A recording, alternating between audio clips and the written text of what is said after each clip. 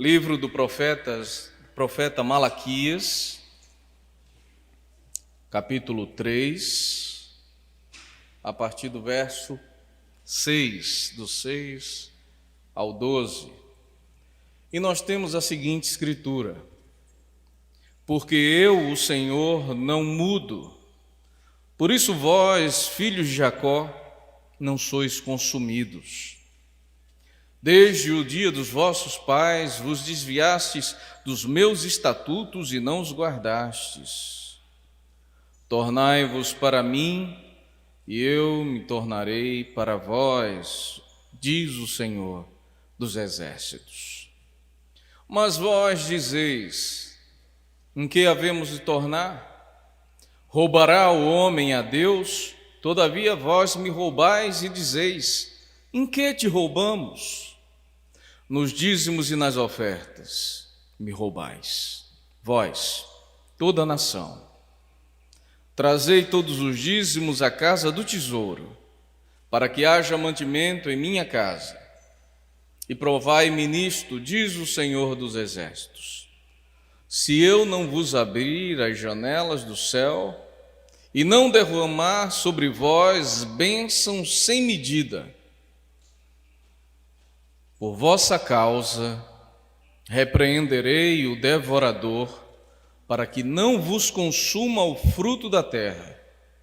A vossa vide no campo não será estéril, diz o Senhor dos exércitos. Todas as nações vos chamarão felizes, porque vós sereis uma terra deleitosa, diz o Senhor dos exércitos. Palavras do Senhor, damos graças a Deus. Meus amados, você acha que é possível abusar da palavra de Deus? Será que é possível alguém abusar da palavra? Ou seja, usar ela de uma maneira que não deveria, com objetivos próprios, pessoais? Sim, claro, isso nós vemos acontecendo a todo tempo. Nós vemos todos os tipos de desvio possíveis da palavra de Deus acontecendo em todo momento. Talvez, inclusive, você, mesmo dentro da sua casa, tentando justificar o injustificável, quem sabe em algum momento pegou um trechinho da palavra, tirou do seu contexto para justificar uma ação que não teria em tempo algum justificativa. E alguém já disse que um texto fora de contexto é pretexto para heresia. Olha, e por causa disso, por causa de abusos da Sagrada Escritura, nós temos visto muitas vezes as pessoas querendo colocar em xeque a Escritura, e não aqueles que abusam da Escritura. E o que nós devemos entender é que não é bíblico a assim chamada teologia da prosperidade. Ela não é bíblica, ela é abusiva, ela abusa da Sagrada Escritura. Na verdade, isso é um pretexto para abusar da Escritura, procurar tirar proveito das pessoas. Deus abençoa, lógico que Deus abençoa. Deus faz prosperar, mas Deus não barganha com ninguém. Não dá para você fazer negócios com Deus. O que você tem para dar a Ele? Pense direitinho e olhe para a sua própria vida. Será que você tem alguma coisa que você possa dar ao Senhor? Apesar das máscaras, eu queria que você pudesse agora fazer uma coisa. Aspire, infle os seus pulmões. Vá, respire fundo aí. Não é bom? É bom a gente poder respirar fundo. Então louve a Deus porque você pode respirar fundo. Sabe por quê? Porque Ele está suprindo você de oxigênio, Ele está lhe dando ar. Essa terra que nós pisamos, sabe a quem pertence? Pertence a Ele. Cada fio de cabelo na sua cabeça, sabe quem colocou? Foi Ele. Cada dia de vida que você vive, sabe quem concede e permanece deixando que exista? É Ele. Sabe de quem é a terra e tudo que nela há? É dele. Ele diz: meu é o ouro e a prata. O que você tem para dar mesmo para Deus? O que nós podemos entregar a Ele é louvor e adoração. Isso é um fruto de um coração convertido, que se arrependeu e reconheceu a sua pequenez, a sua fragilidade, a sua insensatez, vulnerabilidade, que compreendeu que só Deus é que nos dá plenitude em todas as coisas. Nós só alcançamos uma vida realizada de fato no Senhor. Agora, muitas vezes nós, como eu disse, acabamos desviando no caminho, fazendo pequenas concessões aqui e ali. E quando nós saímos do centro da vontade dele e continuamos caminhando, não no reto e justo caminho, vamos perceber que um pequeno desvio no início pode se transformar num grande distanciamento mais adiante. E Deus, Ele é um Pai que nos ama e que cuida de nós. Quem é pai e mãe aqui? Levanta a mão. Você já teve que corrigir seu filho? Quem já teve que corrigir o filho? Se você não faz, você é um pai e uma mãe negligente. Se você não corrige, se você não ensina, se você não admoesta, se você não castiga, você é um pai e uma mãe negligente, que não merecia sequer receber o nome pai e mãe. Porque nós precisamos fazer isso. As crianças não nascem prontas, elas não nascem já com uma programação ali no HD delas. A gente vai ensinando, a gente tem que instruir, tem que treinar. Mas muitas vezes os filhos também, eles acabam querendo nos testar. Eles tentam muitas vezes transgredir o mandamento dos seus pais, o ensino do pai, da mãe. E o livro de Provérbios, inclusive, ele diz assim aos filhos: não desprezes o ensinamento do teu pai, não saias do conselho da tua mãe. Mas aí eles vão e saem, e você tem que corrigir e trazer para o eixo novamente. Queridos, essa palavra que nós lemos aqui é uma chamada de Deus à correção. É uma chamada que o Senhor nos dá para que nós possamos viver no acerto. Agora eu quero saber uma coisa: quem é aqui pai e mãe que corrigiu o filho, ou castigou o filho, ou admoestou o filho porque queria o mal dele? Quem queria o bem? A gente não faz por maldade, a gente faz por amor. Quando você diz ao seu filho estude, não é porque você de repente vai ser beneficiado com isso. Você já fez as suas escolhas na vida, mas porque você está pensando no futuro dele, porque é o melhor para ele, para ela. Esse é o intuito. Quando um pai ou uma mãe corrigem o seu filho, é para que eles possam andar no caminho certo.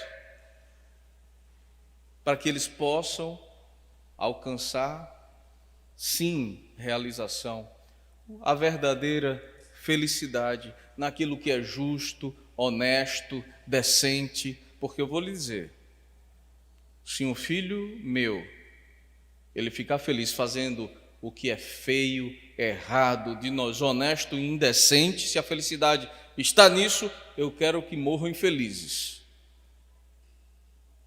Mas eu quero que toda a felicidade deles esteja em honrar o Deus que os salvou, o Deus que os amou, o Deus que enviou seu próprio Filho para morrer por eles na cruz. Então tudo que é honroso, tudo que é honesto, tudo que é decente, é isso que um pai e uma mãe, eles devem ensinar aos seus filhos para o bem deles, para que vivam bem. E a Sagrada Escritura, ela está cheia de valiosos ensinamentos. E este daqui é um. Queira ou não, queridos, existe uma grande realidade espiritual que a maioria dos cristãos,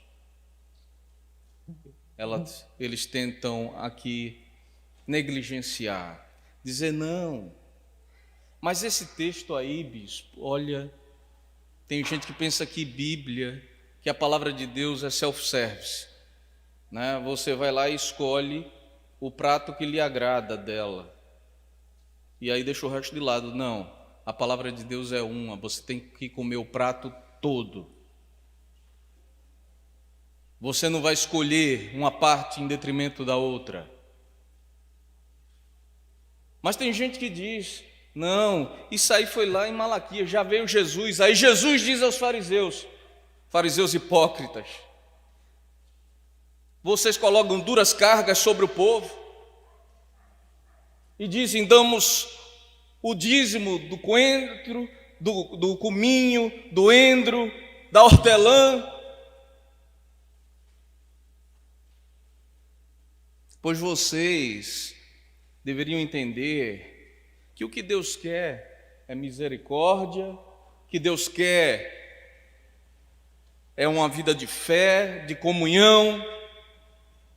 Vocês não deviam esquecer dessas coisas nem daquelas.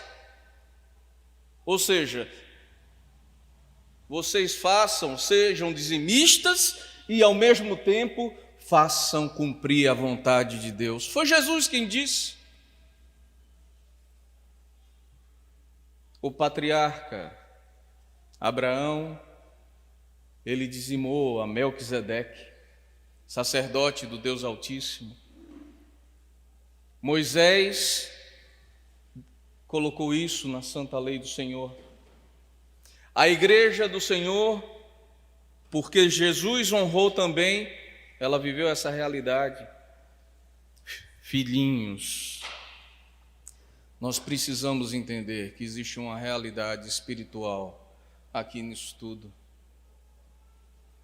Deus, Ele chama a atenção. Sabe, é muito difícil hoje em dia se querer pregar sobre esse assunto, pelo menos nas igrejas que são sérias, por causa daquelas que abusam da Escritura, por causa daquelas que extorquem o povo, por causa daquelas que prometem mundos e fundos às pessoas. Deus não está aqui barganhando com ninguém. O que Deus aqui, Ele quer é que nós sejamos obedientes à vontade dEle.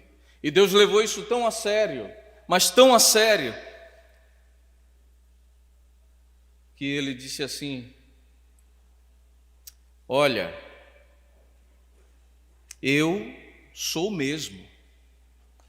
Eu sou Deus e eu não mudo. Eu sou o que era, que é e que virá. Deus é imutável. A palavra dele continua sendo a mesma. E aí ele diz assim, por isso vocês, filhos de Jacó, aqui falando ao povo de Israel, não são consumidos, ou seja, não são mortos, porque Deus também é rico em misericórdia. Amém? E aí ele diz assim, vocês se desviaram do caminho, vocês não honraram e não obedeceram os meus estatutos. vocês, toda a nação, tornem para mim e eu tornarei para vós. Se voltem para mim. Façam o que vocês têm que fazer com relação a mim. E eu também me tornarei e irei a vocês. Mas vocês dizem, em que tornaremos? Roubará o homem a Deus? Todavia vós me roubais, vós toda a nação. Quem aqui já foi roubado? Quem já foi roubado deve ter lembrado da sensação de ter sido roubado. É horrível. Sim ou não? Pode ter sido uma besteira, mas é horrível. Há uma indignação, uma revolta. Você se sente desonrado.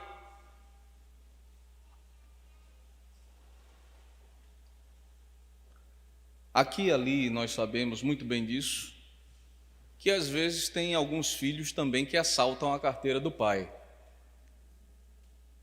Não é verdade? Eu não vou nem pedir para você levantar a mão se já fez isso ou não.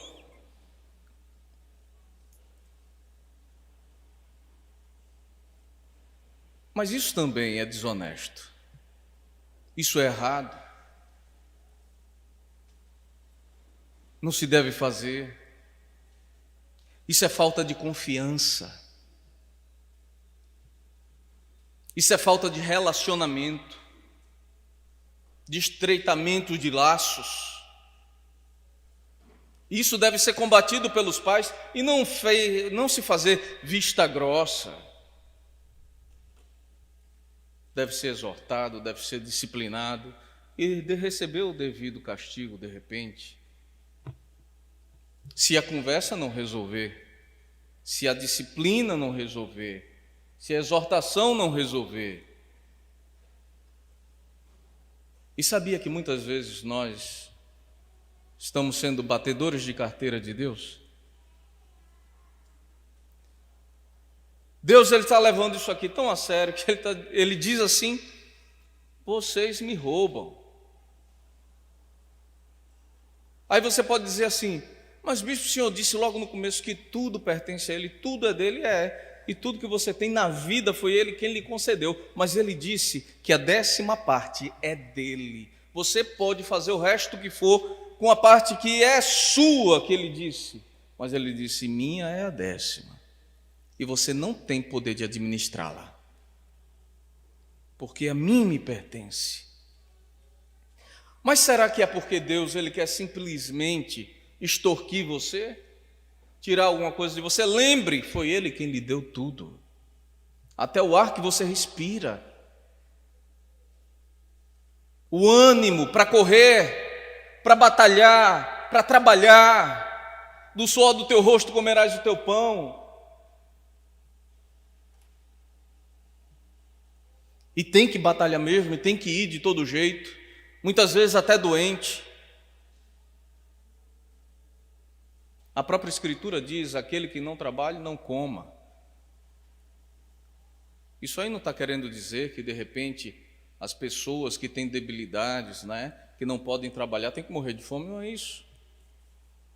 Isso aí está dizendo que todo mundo tem que trabalhar. Aqueles que podem e têm força de trabalho, têm capacidade, têm que trabalhar. É consequência da queda, do suor do teu rosto comerás o teu pão. Então esse ânimo quem nos dá é Deus. A força, a saúde quem nos dá é Deus. Tudo que é necessário. E Deus, quando Ele corrige, quando Ele disciplina, quando Deus exorta, será que é para o meu mal? Será que é para o seu mal? Você acha mesmo que Deus ele quer o seu mal e da sua família? Sim ou não? Claro que Ele não quer o seu mal e o da sua família. Infelizmente, por causa dessa palavra e dessa promessa, tem gente inventando um monte de coisa em cima disso. Olha só o que o Senhor ele nos ensina. E ele faz questão de dizer, através de Malaquias, ao final de cada trecho, porque assim diz o Senhor dos Exércitos. Assim diz o Senhor dos Exércitos. O que havemos de tornar? Roubará o homem a Deus? Sim. Me roubais toda a nação, nos dízimos e nas ofertas alçadas. E ele explica o porquê ele está corrigindo. Às vezes, a gente acha que, em alguns casos, Deus ele está amaldiçoando a gente, sabe? O problema é que quando você sai debaixo da obediência, da proteção da graça, você se coloca em maldição. É diferente. É diferente. E ele diz assim: com maldição sois amaldiçoados, porque a mim me roubais. A sua ação é que gera a maldição. Você saiu debaixo da graça e você se colocou numa situação difícil, complicada, que talvez os seus olhos naturais e humanos não consigam perceber. E é o problema de boa parte do cristianismo de hoje. Olha, eu lembro de Jesus, quando estava pregando o Evangelho, dizendo assim: obrigado, Pai, porque todas essas coisas tu revelaste a esses, os pequeninos, os menores, os mais humildes, e não aos poderosos, aos grandes, aos principais. Sabe o que acontece? Parece que os mais humildes são sempre aqueles mais dispostos a ouvir Jesus e obedecer.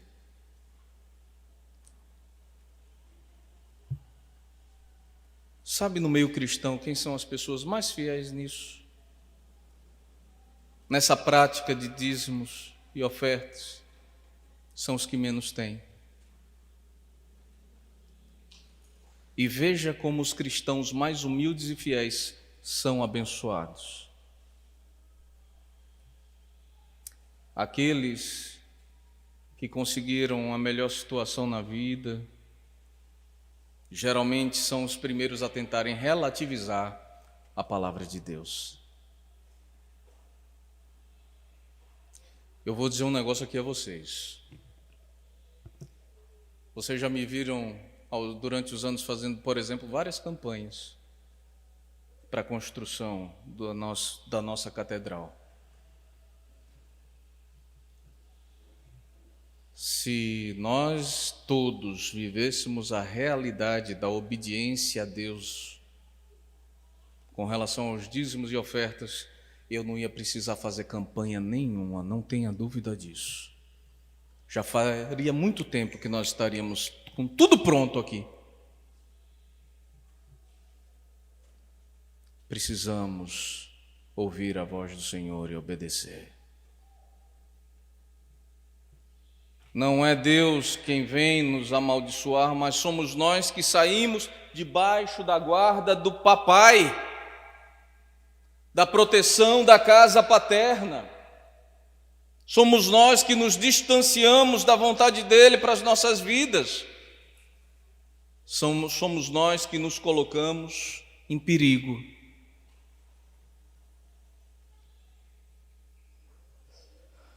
E ele diz assim: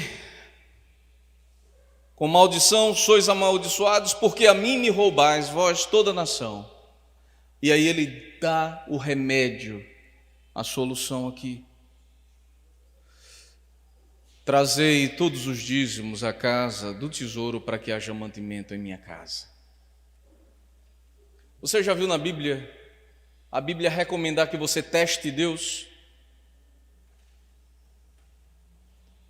Se alguém aqui é mais estudioso da Bíblia, vai saber que não se testa a Deus. Deus testa a todos. Isso é prerrogativa dele.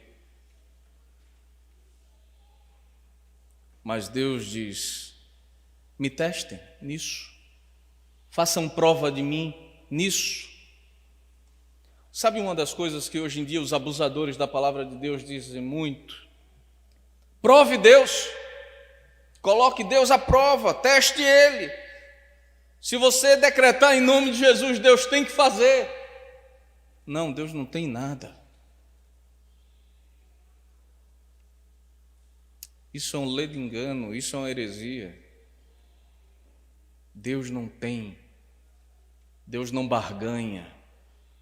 Ele é abençoador e se agrada em abençoar.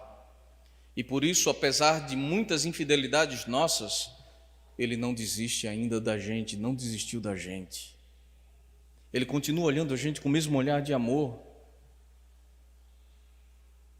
Desde o início Ele diz: eis que ponho diante de ti o bem e o mal, escolhe, pois, o bem. Ele ainda diz para onde ir. Ele nos amou de uma maneira tão intensa que Ele enviou Jesus para mim e para você. Todas as vezes que Deus nos mostra uma situação adversa, Ele também sempre nos mostra o escape para elas. Eu me recusei desde cedo na vida de viver uma vida pequena, uma vida limitada pelas coisas que eu via. E resolvi me lançar nos braços do Senhor e deixar que Ele fosse fazendo. Os mais antigos aqui dessa catedral sabem disso. Nunca tive orçamento para fazer coisa nenhuma nessa igreja. Nenhum ministério, coisa nenhuma. Eu orava ao Senhor, quando tinha paz, eu dizia: vamos fazer tal coisa. Mas pastor, a gente vai fazer isso, mas não tem como por causa daí. Tome problema. Não, a gente vai fazer. E sabe o que acontecia? A gente fazia tudo.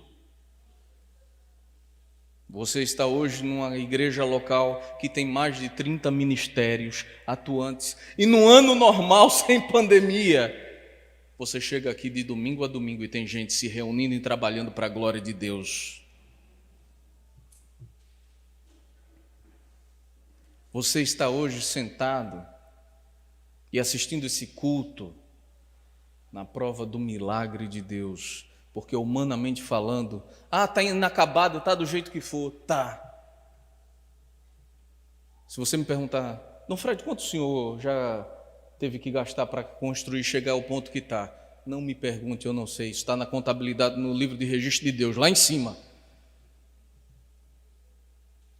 Mas isso aqui tudo é fruto de milagre, da mão de Deus estendida sobre a nossa vida.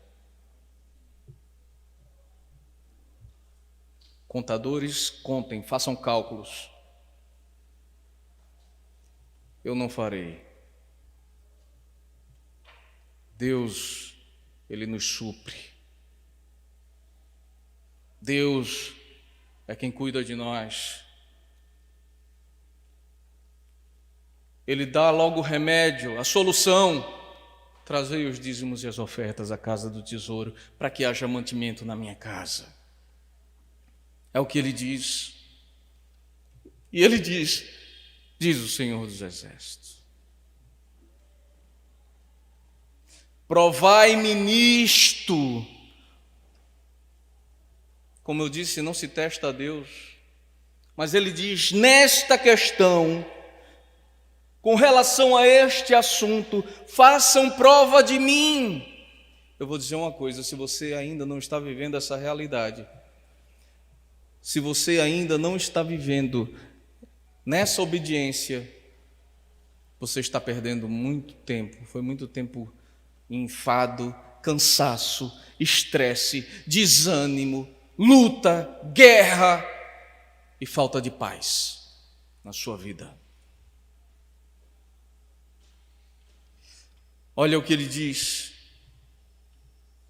fazei prova de mim nisso, diz o Senhor dos Exércitos, se eu não vos abrir as janelas do céu e não derramar sobre vós bênçãos sem medidas. Lembra da parábola dos talentos? Deus é assim o tempo todo.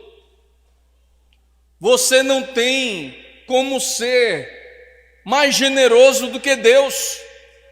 Servo bom e fiel, foste-me fiel no pouco, sobre o muito eu te colocarei, entra no gozo do teu Senhor. E Deus aqui, Ele está falando. Você está abrindo mão de bênçãos sem medidas. E aqui Ele não está, creia nisso, Ele não está falando de riquezas. Ele disse bênçãos sem medidas. Olha a continuação. Porque por vossa causa repreenderei o devorador, para que não vos consuma o fruto da terra, e a vossa vida no campo não será estéril, diz o Senhor dos Exércitos. Não consumir o fruto da terra tem a ver com aquilo que você ganha, com sua vida, sim, financeira, com a sua vida enquanto um trabalhador que trabalha, que vai ali e batalha, que volta para casa, paga as suas contas. Lembre-se também da parábola dos talentos. Deus nunca vai dar a você mais do que você possa administrar. Lembra disso? A gente falou sobre isso. Ele nunca vai dar a você mais do que você pode administrar. Não vai ser bênção na sua vida. Eu já conheci muita gente que, de repente, de uma hora para outra, fez fortuna e com a mesma velocidade perdeu tudo e ficou com dívida maior do que até a fortuna que conseguiu. Será que isso foi uma bênção na vida dessa pessoa? Não necessariamente aquilo que nós temos são bênçãos. Muitas vezes, quando Deus Ele não está na nossa vida, quando nós não obedecemos a Ele, não quer dizer que você vai perder o que você tem, não, talvez você ganhe até mais, talvez você ganhe até menos, muito menos, mas você sempre vai ser escravo daquilo que você tem. Eu já vi muita gente na vida aí, arrotando que tem mundos e fundos. Eu já escutei aquela célebre frase, para alguns, né? Porque para mim é uma coisa horrorosa. Meu Deus é a minha carteira. Olha que absurdo. E que gosta de dizer eu tenho, e não tem coisa nenhuma, porque é possuído por tudo que tem. É escravo de tudo que tem. Não consegue sequer dedicar tempo à sua família, porque as coisas são mais importantes do que a família. Os bens são mais importantes do que a esposa, o esposo, os filhos, a carreira, seja lá o que for. O fruto da terra diz respeito a isso. A vossa vida no campo não será estéril. Você sabe o que é você, de repente, estudar, ou você trabalhar e se esforçar no que for, e a sua vida ser somente enfado e cansaço? Isso diz respeito, meus amados, à nossa força de vida, nossa força vital, a nossa motivação, a nossa realização. Então, queridos, muitas vezes, para alguns, não para todos, você vai trabalhar, você não vai ver resultado do seu trabalho, vai ser só cansaço, vai ser só estresse.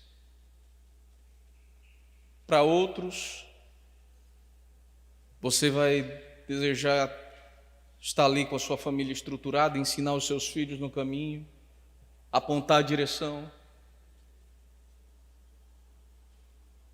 E eles se desviam totalmente, porque a sua vida, ela não está debaixo da graça, do amor, da proteção. Mas eu entreguei a minha vida a Jesus, é verdade. Eu amo Jesus, é verdade. Você sabe qual é a maior prova de amor que você pode dar ao Senhor Jesus? Sabe qual é a grande prova da sua conversão? Sabe o que é que mostra que você tem um relacionamento realmente com Deus? Foi a resposta que Abraão deu a ele: obediência. Obediência. Você tem sido obediente a Ele em tudo, em todas as áreas? É claro que aqui e ali a gente vai errar, nós vamos errar. É por isso que existe a confissão, o pedido de perdão. Errou, levanta onde caiu, pede perdão e segue caminhando.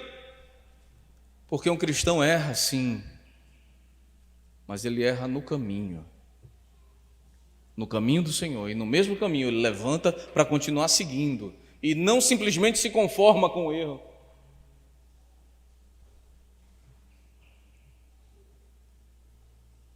A vida de não ser estéril no campo é você poder se ver realizado.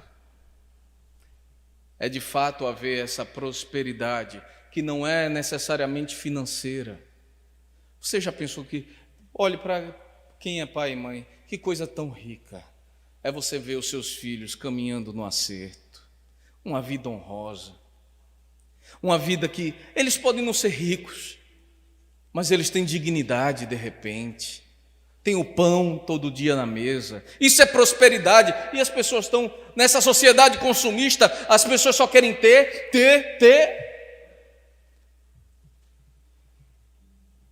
Às vezes não tem condição. E aí fazem uma prestação até a volta de Jesus, mas para ter o último celular da melhor marca e tudo mais,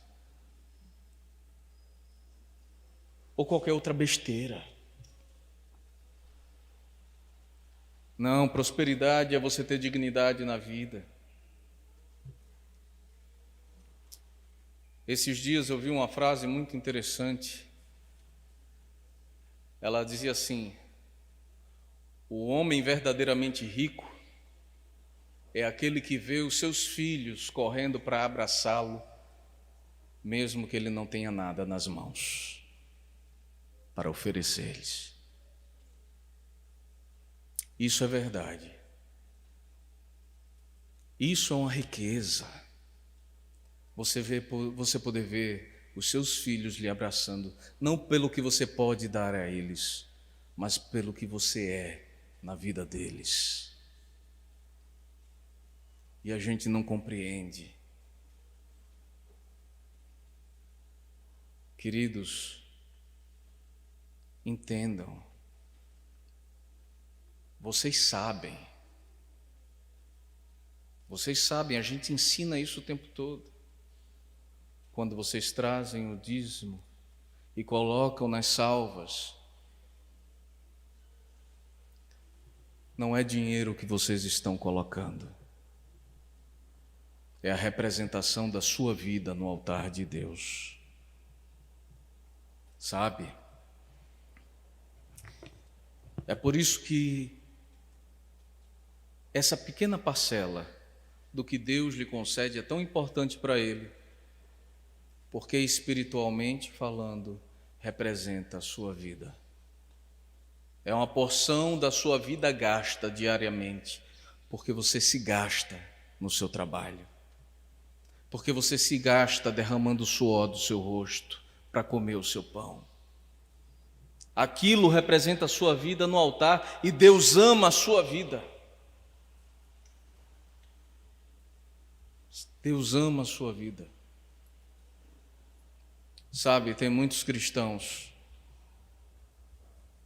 que têm colocado suas vidas em vários lugares que não são no altar do Senhor. Tem vários cristãos ou ditos cristãos que tem patrocinado todo tipo de coisa, até o que desagrada a Deus, empregando ali a sua vida, mas não tem depositado no altar do Senhor. Tem muito cristão dando todo tipo de desculpa, quando Deus não está esperando que você se desculpe, mas que você se arrependa e mude de atitude. Repreenderei o devorador, para que não vos consuma o fruto da terra, e a sua vida no campo não seja estéril. Ele repreenderá todo o mal. Porque se você entregou a sua vida a Jesus, o inimigo das nossas almas só pode fazer alguma coisa na sua vida se você disser: pode fazer. Pode fazer. Eu deixo. E esse devorador aqui, ele age justamente nisso, na vida da gente. É por isso que Deus, Ele nos instrui: trazei à casa do tesouro os dízimos e as ofertas. Não é agradável pregar sobre isso nos tempos de hoje. É necessário pregar sobre isso. Um pai que não exorta é um pai negligente. Um pai que não instrui é um pai negligente. Um pai que não disciplina é um pai negligente. Deus não é negligente. E nem eu, como ministro dele, serei negligente. Mas alertarei os filhos de Deus sobre a sua traquinagem, a sua trela, aquilo que fizeram de errado, apresentando a solução, como faz o Senhor, para que não incidam no seu erro, mas deixem de lado e voltem atrás. Quando você tenta colocar panos quentes e dizer: não, está lá na Bíblia, mas isso não faz parte, isso é besteira. Deus não está preocupado com dinheiro, isso é uma verdade. Ele é dono do ouro e da prata. Ele não está preocupado com dinheiro. Ele está preocupado com a sua vida. De novo eu digo. E o seu dízimo, a oferta é algo que a gente faz depois que cumpriu com a nossa obrigação com Deus, por vontade própria, por uma bênção específica que a gente quer agradecer a Deus. Mas o nosso dízimo é a vida da gente depositada no altar.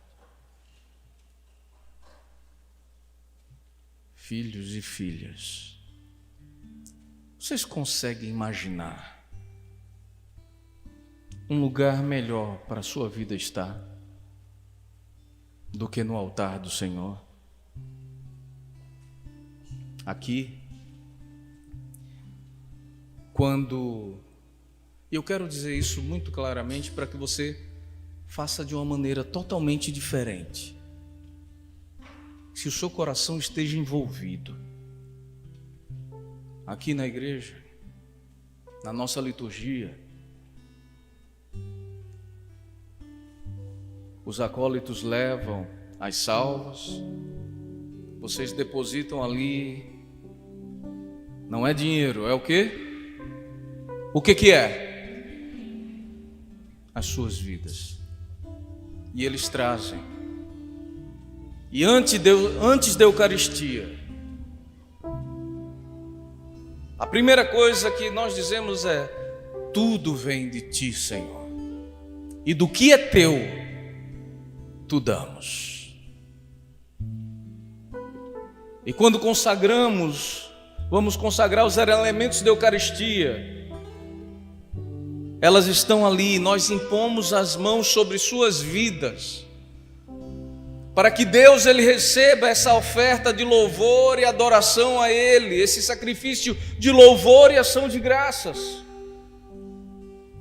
Consagramos a Eucaristia para que você, família, venha comer da mesa do Pai, ser nutrido espiritualmente por Jesus Cristo através da Eucaristia. E quando você vem à frente receber a comunhão, diante de você, você pode olhar para o altar e ter a certeza: hoje, mais uma vez, eu depositei a minha vida no altar de Deus. Eu estou seguro, porque eu não desobedeci, porque eu me submeti. Não é que você perde salvação nem nada, não. Jesus lhe salvou, você está salvo, pronto. Mas Ele não quer que você viva essa vida andando por pedregais, quebrando a cara. Ele quer que você ande mais rápido, que você honre o nome dEle. Sabe por quê? Porque Ele quer que as pessoas vejam você. E você não vai precisar ser uma pessoa que tem uma conta bancária bem recheada, mas você vai ser uma pessoa que tem dignidade. Pode até ser uma pessoa que enriqueça, porque Deus enriquece a quem Ele quer. Mas você vai ser uma pessoa que tem dignidade. Uma pessoa que vê as coisas acontecendo e se concretizando, os sonhos de Deus. Ele quer que as pessoas possam ver isso em você, porque olha o que diz: todas as nações vos chamarão felizes. Por quê? Porque eu obedeci. Eu sou feliz porque Jesus me salvou, amém? Porque Ele transformou a minha vida, me deu vida eterna e paz.